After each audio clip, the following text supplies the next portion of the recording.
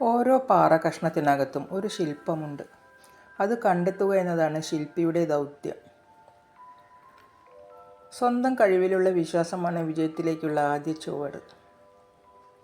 അതിസങ്കീർണമായ നിമിഷങ്ങളെപ്പോലും ലളിതമായ ഒരു പുഞ്ചിരിയിലൂടെ നേരിടാനാകുന്നുവെങ്കിൽ നിങ്ങൾ ഒരു അത്ഭുതമാണ്.